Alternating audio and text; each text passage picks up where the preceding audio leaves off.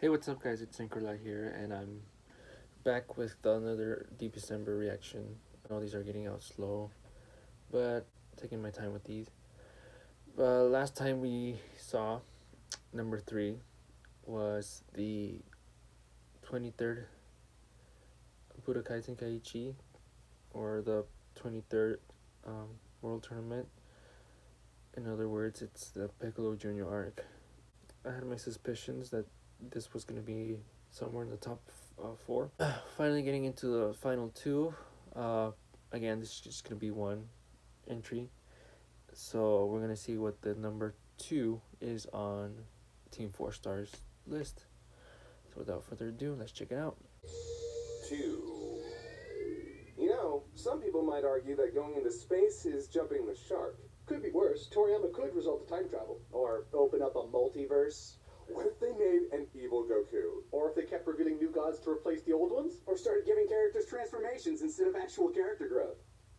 So this saga is a wild ride, y'all. Number 2 is Hot off the heels of the Saiyan Frieza where saga. The entire series was frankly flipped Dang. on its side. Half the cast is f***ing dead or in a hospital. And with God pulling a ninja, there are no Dragon Balls to bring him back.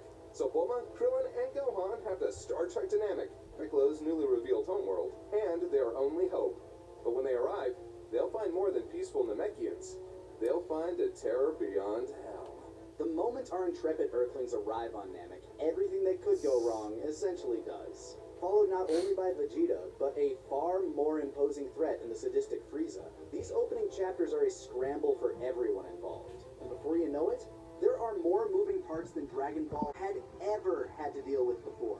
Yet none of it feels difficult to keep track of. Yeah, I think what I Instead, liked it more just builds a about sense of this anxiety whole and arc excitement was as that characters change locations, our come into heroes conflict, find steal out that Dragon there Balls, was and either bluff their way out of somebody that the confrontations, previous or bad guy blast their way out of them. One answered of the to. most unique aspects of this No. arc is how little Goku factors Vegeta into answered its to first Frieza. half. While Dragon Ball would be no stranger to sidelining Goku until he was absolutely necessary, he'd be largely out of play for the first 36 chapters of this 88-chapter saga, giving Krillin, Gohan, and Vegeta a lot of focus early on. This makes for a fascinating dynamic because without Goku there, several of these characters would have to play the world's most dangerous game of cat and mouse mixed with Don't Wake Daddy. And in this case, Daddy be Frieza. And Frieza as a villain is one of the best Toriyama's ever written, if not the best. And his introduction is top-notch. His True. interrogation and subsequent slaughter of the Namekian village communicates everything you need to know about him. He radiates sadism, underlining his aggressively condescending politeness to great effect. You come to positively despise this motherfucker, but you also can't look away when he's at his absolute worst, like Christoph Waltz in Inglourious Bastards. That's a bingo. The subservience of Dodoria and Zarbon does a lot to communicate his strength, as does the way that every character familiar with Frieza speaks about him. He is not a king to be served, he is a god to be feared. This arc also ties Frieza Yes. directly to Goku and the rest of the Saiyans' history. He wasn't only their absolute ruler, he was the one who eliminated their planet, leaving only a handful of them alive. His genocide of Goku and Vegeta's race ties him directly to their fates, and though this is most definitely a retcon on Toriyama's part, it does a lot to elevate the narrative of this conflict, while also making it personal. And though Goku may not value his Saiyan heritage, he will inherit the responsibility of avenging all of that death and destruction that Frieza wrought. Frieza isn't the only villain of the arc that stands out, though. Zarbon and Dodoria proved to be formidable minions, and the Ginyu Force helped shake the arc up in an amazing way. Their bombastic personalities are combined with radical violence, all the while homaging Super Sentai at the time. They all provide interesting techniques and spectacular battles, and put our heroes on the brink of death more than once. But above all else, the minions provide conflict and development for one particular character, Vegeta. To say that Vegeta is the star of the first half of the arc is Yeah, an he stands out the understatement. most to I me. honestly believe it's the best he'd ever been written in the entire original manga. Although Krillin, Gohan, and to a lesser extent Bulma are our protagonists in this first half, it's Veggie who really gets to shine, as he takes both an active and reactive role throughout. Thanks to Frieza's inability to read power levels and his scouters being destroyed, Vegeta is able to sneak around and operate in the shadows, all the while slaughtering the guilty and innocent alike in order to collect the Dragon Balls. And though he's still undeniably a villain here, his contrast and conflict with Frieza make him seem almost like an anti-hero in comparison. Yes. Almost. This was far from Toriyama's first time pitting a previous arc's big bad up against its current. But unlike with Piccolo and Tenshinhan, Vegeta is still rotten to the core, meaning every action he takes against Frieza is also against our heroes. And when Krillin and Gohan are put in Because between the rock and Vegeta hard was place of having to choose Vegeta primarily, over Frieza, like, they have every reason to feel conflicted. going Of towards course, his not long before own Goku arrives, Vegeta's part of the story end game. essentially Like, mimics Piccolo's. He must join his goals were forces with Earth's personal. heroes in order to stop Frieza It from did not attaining include victory. the Earthlings But where Piccolo or would make an Frieza's, heroic sacrifice, Vegeta would get everything he had coming to him. No, you got it. But you have to give it to Toriyama. Even though he'd shown Vegeta to be an unrepentant murderer, you still feel the slightest bit of sympathy as Frieza brutally dismantles his proud confidence with a pervasively vicious glee. Speaking of Piccolo, Toriyama cleverly brings him back to life in order to set up a brilliant gambit. With him alive, Kami and Popo are able to bring the Earth Dragon Balls together in order to ultimately save the day. We also get to see Piccolo return to his homeworld, discover a prototype of what would become fusion later down the road, and help keep everyone alive long enough for Goku to do the thing! Regarding Goku, do the thing. Well, a bit of a tough topic. Much of the major conflict on Namek happens with him either on his way to the planet itself or out of commission in the healing tank. He doesn't really feel like a vital part of the narrative for a majority of the saga. Once he arrives, he provides us with some impressive examples of just how much he's grown. And while we're absolutely thrilled to see him here to save the day, he still feels a little out of place at first. But as Vegeta lay dying, we see him bestow the burden of defeating Frieza upon Goku. This elite, shattered and faded, must entrust this lower-class warrior to finish what he could not. And Goku solemnly accepts. He may not value his own Saiyan heritage, but he recognizes both Vegeta as a warrior and Frieza as a tyrant. And with all the pain and suffering he's already caused his friends and family, he's made it his personal mission to put Frieza down. After getting to know Vegeta over the course of the last two sagas and knowing what this means to him, this scene hits hard. What follows next is the longest fight in the franchise, both famously and infamously. There's a desperation that slowly mounts as Goku realizes just how utterly outmatched he truly is. His strongest attack hits Frieza head on and it does little but singe his hand, so he's forced to use the Spirit Bomb. And unlike the one on Earth, this sucker's massive. And while it doesn't quite get the job done, the sight of such a huge version of the attack has stuck with audiences for years. I think this one's bigger than the one he was on And it Kid all Buu. leads up to one of the most spectacular Might be wrong. moments in Dragon Ball. Hey guys, look! It's my Jutsu impression! Goku turning Super Saiyan. We've mentioned it in other countdowns, but it bears repeating. This changed Dragon Ball. This scene of anger, desperation, and horror created something new, Isn't this in the top dazzling, and game-changing #1 that would inspire moments of countless Dragon Ball? other properties for decades to follow. Super Very Saiyan iconic. Son Goku is iconic. From the build-up to the climax to Goku's destruction of Frieza, we see a legend fulfilled. It feels as if Goku's whole life has led up to this one point. Following this transformation, we get what feels like an exercise in catharsis as Frieza is demolished. And Frieza's desperate gamble of blowing up the planet, leading to a harrowing countdown to destruction, makes for a fantastic set piece. Longest At 5 the minutes of end, my though, life. it's Frieza's hubris that seals his defeat, and we watch as Goku is possibly lost, along with the vanishing world. But, the moment Frieza enters the fray, the pacing of the story slows to an absolute crawl, and it's only made worse in the anime. Every joke, every meme you've heard about Dragon Ball's bad pacing, that's exemplified here. Goku's fight with Frieza does have some impeccably well-crafted shots, though, with stellar composition, and there's still plenty of creativity throughout.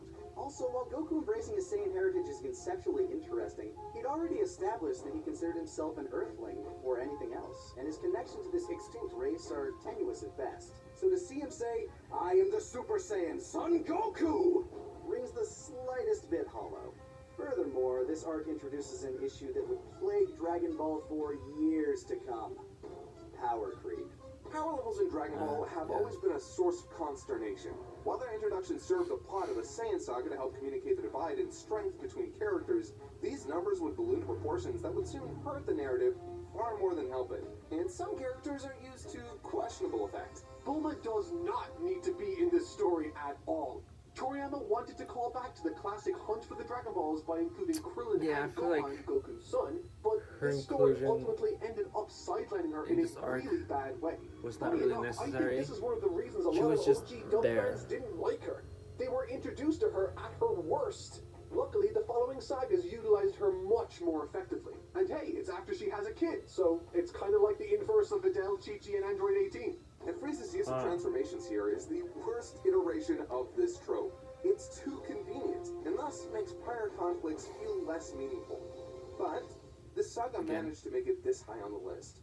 How? Because despite its shortcomings, this arc manages to accomplish some amazing feats. Taking us to another world, introducing us to one of the most marvelous villains in the franchise, utilizing Vegeta to perfection with a stellar, exciting first half, and giving us an amazing transformation that Goku is put through hell to unlock in its second, all facilitating one of the most climactic showdowns in anime history on a dying planet. Though it makes its fair share of mistakes along the way, this arc attempts to do a lot. And there's something to be said about a story and a storyteller that tries something new and epic. We can accept that it's got its flaws, but we all remember being glued to our seats and our manga volumes thrilled at what was coming next. It honestly can't be emphasized enough just how grandiose this part of the story feels and the gravitas that comes with it. We do criticize the ballooning power levels, but it still feels insane when Frieza reveals where his base form sits, and those transformations continue to ratchet up the fear and despair for our characters. This saga is ambitious, climactic, and a total thrill ride, and has stuck with fans for years after. I'll also highly recommend that if you're looking to rewatch this arc, try out Kai, especially if you're going to watch it in English. It cuts down a lot of the pacing issues with the original anime, while also making some fixes from the manga. Also, Christopher Ayres as Frieza is untouchable in English, providing a performance that is a standout of Rest the in franchise. peace, Acer. Love and laughter always. Yes. Love and laughter always. Love and laughter always.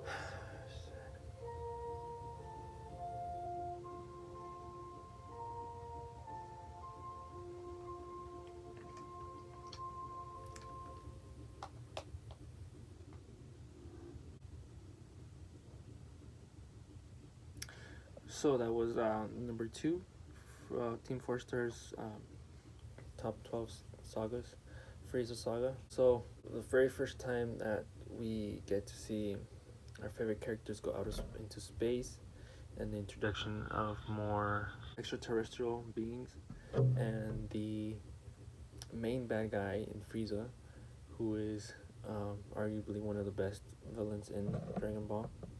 I think it's true that they wrote, and by that I mean Akira Toriyama wrote Vegeta's character to stand out like more, like in the first half of this arc. He was well written. His involvement with the whole Dragon Ball heist, at first it was like involuntary with Krillin and Gohan, but they had to form some kind of alliance to thwart Frieza, but he wanted to do it for his own personal goal. I said before that I do like how we got this introduction for Frieza as the one that Vegeta answers to, and then not only Vegeta, but Dodoria and Zarbon, the Frieza soldiers, and then the Ginyu Force, Captain Ginyu. But then at the end you have the Galactic Emperor Frieza, very terrifying villain. You get some key moments, especially the Super Saiyan transformation, which is the most memorable thing in all of Dragon Ball. I don't think necessarily the scene, but the image of the Super Saiyan, specifically Son Goku as a Super Saiyan. It's very iconic. They do talk about how they the pacing starts to slow down, especially when Frieza is more active, when Frieza starts to become more active in the story, because he used to send his soldiers, minions, the Ginyu Force, to do his dirty work. But when he starts to actively get involved in the story, then things start to slow down a little bit, and that makes sense with the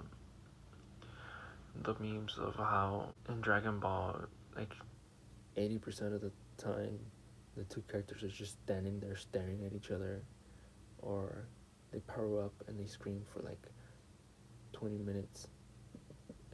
And then the transformations, there's the other meme of oh, this isn't even my final form, or I can transform further, or something like that. But all in all, they made fantastic points. I know I've missed some of them, but I'm just trying to like make this short as I can.